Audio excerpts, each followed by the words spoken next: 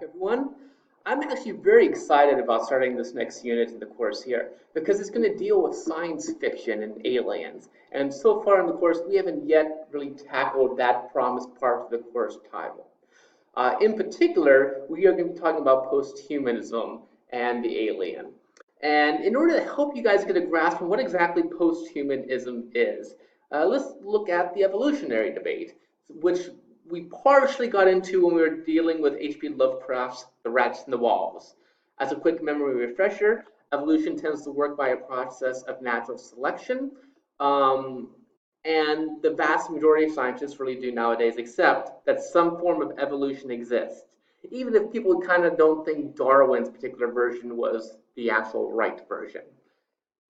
An important part of evolution, however, is this idea of progress, and that there will be gradual changes and improvements in the species over the course of successive generations. And in The Rats and the Walls, this was relevant because Lovecraft was a big proponent of evolution. And one of the things that he was really horrified over was the prospect not of going forward in terms of progress, but of going back. He was afraid of regress or atavism, and that's actually what happens to the narrator in The Rats and the Walls. Delapore, as he delves deeper into the cellar of his ancestral home, some of those ancestral traits that had disappeared out of the evolutionary line start resurfacing, and he becomes more primitive as he goes along. For the science fiction stories that we'll be dealing with, though, we're not going to be talking, obviously, about de-evolution. We're going to be talking about evolution, going forward, this idea of progress. And that brings us to the idea of the posthumanism itself. Now, think about it this way.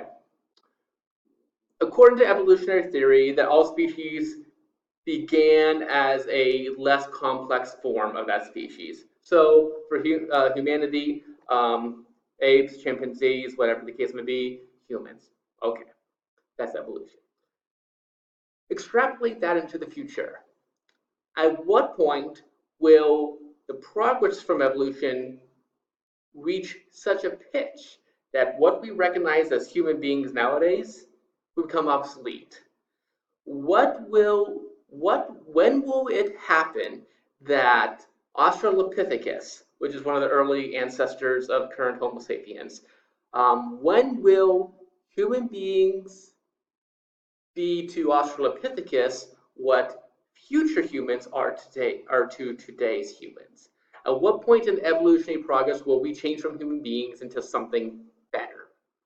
And that's what we're thinking about when we talk about posthumanism. And the moment that switch happens is what we call the singularity. Is that a moment when we stop being human and become something else?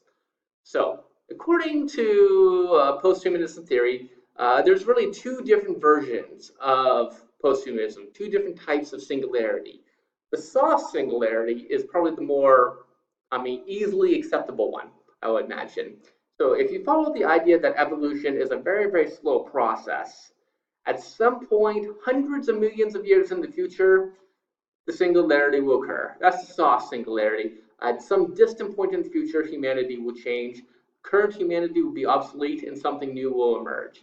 And that is actually the version of posthumanism that emerges in Day Million by Frederick Pohl. That is a soft singularity easily. I think he says something, it's 1,000 or 10,000 years in the future is his story. So it's pretty distant.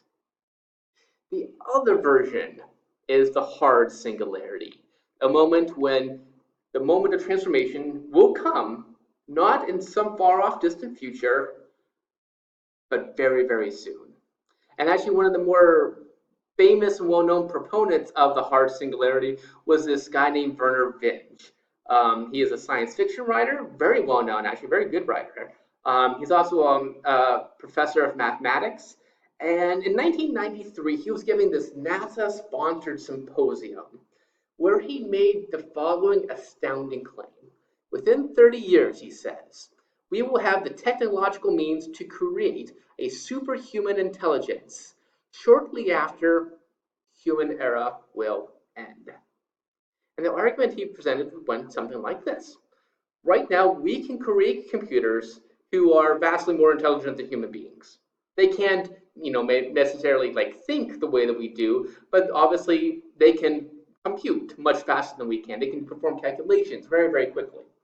What will happen when we can create computers who can themselves create more computers smarter than they are themselves, to the same degree that they are now smarter than us? If this process keeps on going, then the computers that are creating computers that are creating computers will be so far outstrip humanity that we will be virtually obsolete. And if your math is as good as mine, if Werner Vinge was giving this talk in 1993, and he says within 30 years, we got about 5 good years left in this. So just by the time you graduate college, you won't have to worry about finding a job because your species will be obsolete if Werner Vinge is correct about how this hard singularity is going to turn out. So don't have to worry about paying back your college loans. It's a little bit of good news there. A few other people have been proponents of the hard singularity thesis. Ray Kurzweil, he actually founded this place called the Singularity Institute for Artificial Intelligence, which is designed to help develop a safe artificial intelligence so that when humanity becomes obsolete, it's not like a Terminator 2 situation where all the machines take over and kill everybody. We don't know about Ray Kurzweil. There are some naysayers. There's actually a lot of naysayers about the hard singularity. It's not widely accepted by any means, and they tend to call it the rapture for the nerds. They're kind of making fun of it. But those are the two ideas. There's a soft singularity. There's a hard singularity. What kinds of applications are there? What kind of evidence?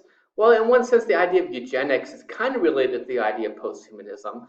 The idea that you can improve humanity's genetic stock. Genetics really began as the idea in 1883.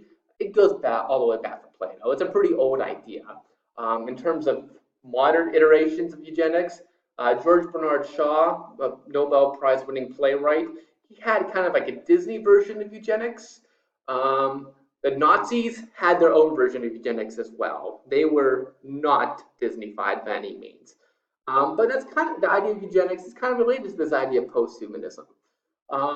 There's also, in this post-humanistic science fiction, there's often a strong post-apocalyptic bend, where humanity is absolutely wiped out. Here's a story about what happens after that. We, however, are not really going to deal with that. For our purposes, there's a lot of good stuff out there for posthumanism.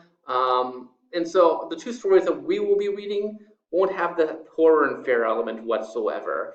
It's kind of like, gosh, wow, that's kind of cool kind of vibe to them. So we'll see if you guys actually agree with that gosh, wow vibe. But we'll see how that goes. Thank you.